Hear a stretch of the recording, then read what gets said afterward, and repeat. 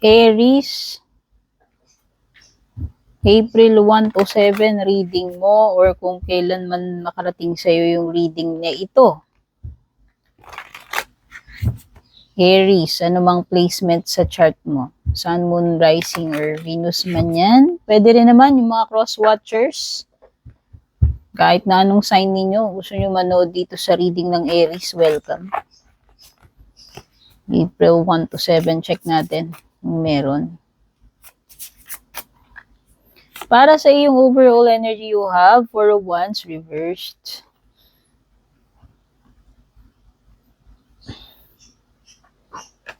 Four of Wands reversed.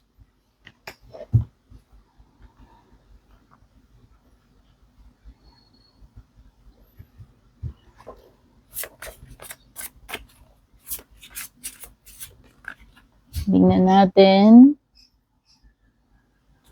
Ano pa yung ibang cards?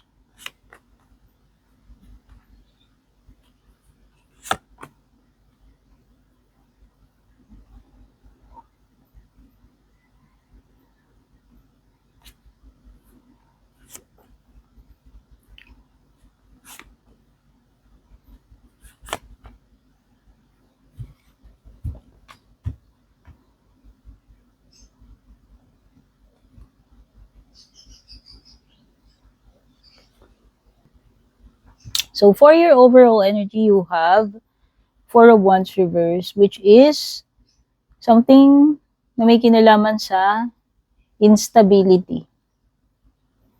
Ano man ito, in general, sa situation mo na nagkakaroon ng problema, instability,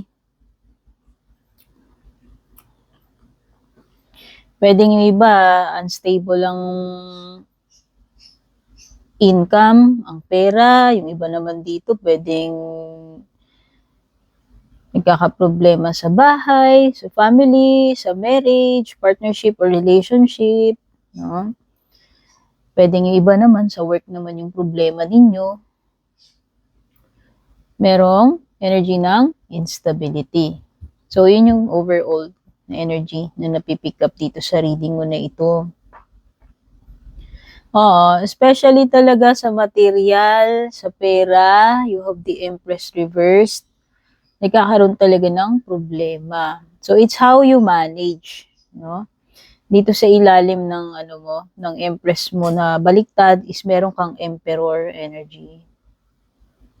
Something na may kinalaman kung sino ang in charge, kung sino ang namamahala, magpapatakbo niyan, whether ito ay negosyo ba to. Kung sa personal mo yan, ibig sabihin, it's paano mo minamanage itong problema mo na ito, especially kung pagdating sa pera yung problema mo. Pwedeng yung iba naman, problema sa bahay kasi walang mag-aasikaso, walang mag-aalaga ng bata, walang mag-aasikaso ng mga, literal, lahat ng chores sa bahay, responsibilities. Kasi parang, energy ito ng mag-asawa, Emperor and Empress. So, it literally pertains to kung sino yung magkasama dito sa bahay, yung mag-asawa. Partnership, relationship, kung hindi man ito mag-asawa. Meron kasing energy ng napapabayaan or pwedeng yung iba dito, problema ninyo, unstable sa bahay kasi walang female figure, walang mother na mag-aasikaso. Usually, mga babae kasi ang in charge na katoka sa bahay, di ba? Kasi sila yung efficient doon. Hindi ko sinasabing hindi kaya ng mga lalaki yun, pero usually kasi yung ganun sa mga babae. So, pwedeng iba dito walang nanay, walang mother figure na mag-aasikaso sa bahay and at the same time sa mga bata. Kung meron ng mga bata rito, kung ito ay family. So, yun, nakikita ko, pwedeng nahihirapan mag-budget, pwedeng kapusin, kasi nga, baliktad yung Empress, hindi ganun, kung ito ay may kinalaman sa kita, sa sales, pwedeng hindi ganun kabongga, ka-productive, kalaki yung kikitain or sasahurin. So, parang ang sinasabi ni Emperor card is a suggestion sa iyo na kung halimbawa, ganyan, yan ang resources mo, so i-manage mo ng maayos yan. Para lang, ma-budget, mapagkasya yan, di ba?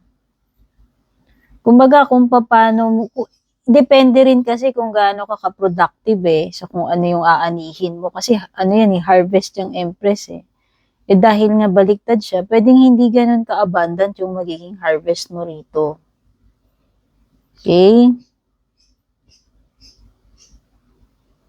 Pero nakikita ko in terms of matatapos din naman itong mga problema mo na ito sa pera, sa career man yan, o sa negosyo mo, or sa family. Sa tingin ko malalagpasan nyo rin naman yan since lumilitaw yung Ten of Cups dito. Kung meron mang nagkawatak-watak dito, nagkaroon ng mga problema, may umalis, andun yung balang araw, mabubuo rin yung family ninyo Yan. Or kung wala naman kayo naging problema sa family members, ibig sabihin, kung ang naging problema ninyo, mga problema, krisis, paghihirap, ibig sabihin, lilipas din yung mga panahon ng paghihirap na yan. No? Kasi ito yung fortune after difficulty cards, si Ten of Cups. So, ito ay completion, fulfillment, no?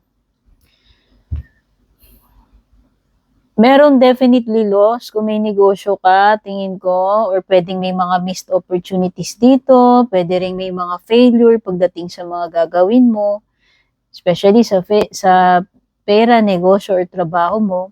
Pero,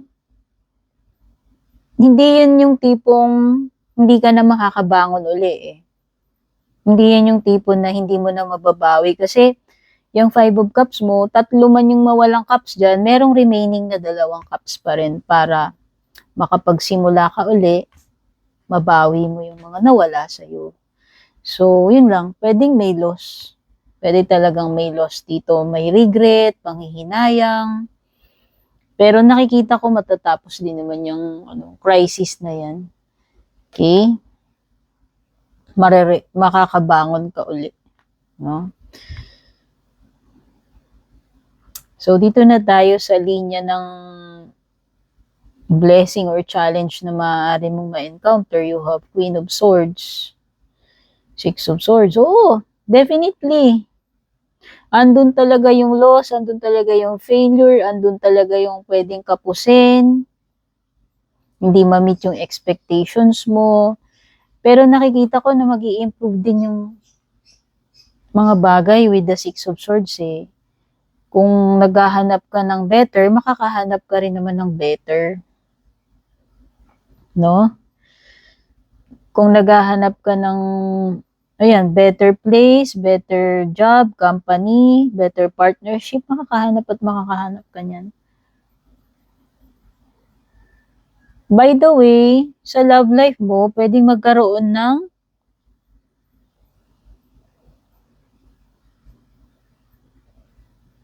pwedeng magkaroon ng dito,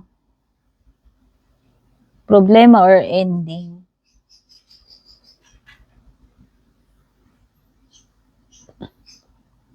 Actually, merong panghihinayang, pagsisisi, pwedeng sa side mo yan or sa side ng person mo. Pero merong something better na darating Hindi man kayo magkabalikan kasi pwede rin naman na ang Ten of Cups is an indication na mabuo uli kayo, magkabalikan uli kayo.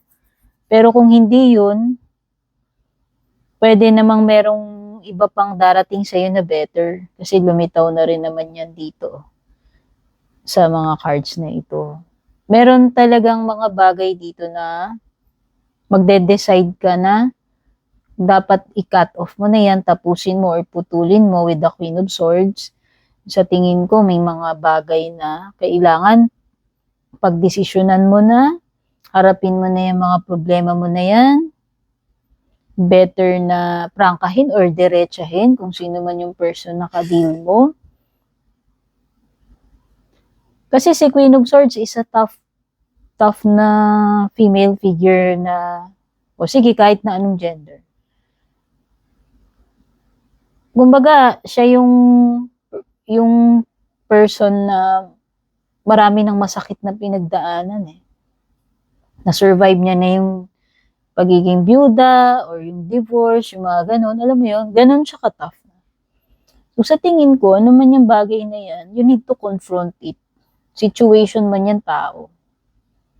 Better na maging firm ka sa iyong decision, better na sabihin mo yung mga dapat mong sabihin. Okay? So maganda. So yung nakikita ko rito, after ng mga tears dito sa love life mo, or sa pagkabigo mo, sa mga crisis na pagdadaanan mo, sa pera man yan, sa pamilya, sa trabaho, sa negosyo, sa love life mo, darating at darating din yung time na makakabangon ka, makaka-move on ka, makakapagsimula ka uli, mariregain mo kung ano yung mga dapat mong marigain sa sarili mo. Nandun din yung period na, alam mo yun, magiging happy, fulfilled ka uli, at magiging better din ang lahat. Okay?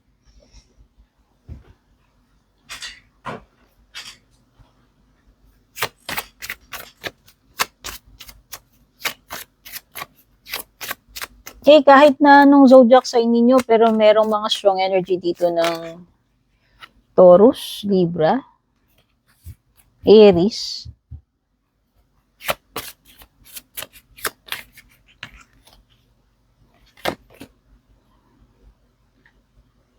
ano pa, oracle cards na tayo. Gratitude. I am thankful for this life and the opportunities that it presents. Okay? The more that you are grateful, Aries, the more that you attract more blessings. So, always be grateful kung ano man ang meron, small or big.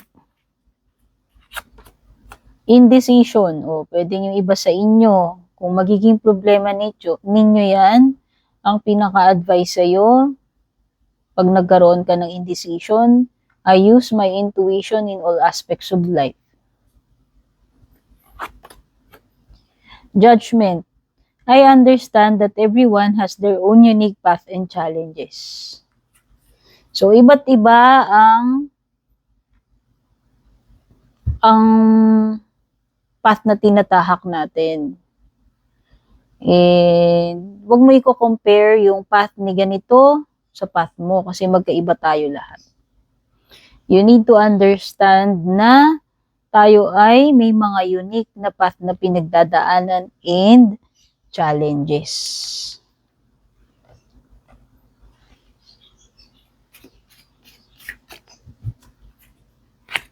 Ano pa paparating? O persevere and you will overcome problems. Diba? Confirmation yan. Yun ay na-discuss ko kanina. Ano man ang mahirap na pagdadaanan mo, crisis, ma-overcome mo yung mga yan. Someone you know is undependable and insincere. O yan, kung meron ka makakilala, nagre-resonate dito, alam mo yon, sinasabi dyan, baka ma-frustrate ka, ma-disappoint ka, hindi mo siya maaasahan, and pwedeng hindi rin siya honest. Forces working against you. Hindi naman sinabing tao. It could be situations, negative forces, na maaaring yun yung mga sagabal or mga problema na hahadlang sa path mo, sa gusto mong ma-achieve or mangyari. At ano ang pinaka closing message for you? Ambition. May I offer all my deepest longings to love itself and invite a divine plan beyond the mind's imagining. Please use me for the highest good. Okay? Yun yung pinaka closing message for you. Don't forget to subscribe, Aries. Lalo na kung bago ka dito, kung hindi ka pa naka-follow sa FB page ko, hindi ka pa nakasubscribe sa YT channel ko, patap na rin po yung bell icon. Thank you sa mga lahat ng nagli-leave ng heart, ng like, ng comment, nag-share. Kung gusto nyo na exclusive perks sa akin, mag-join kayo ng subscription sa aking FB page. Purple Teen Meta Verified, may check sa dulo. Babush!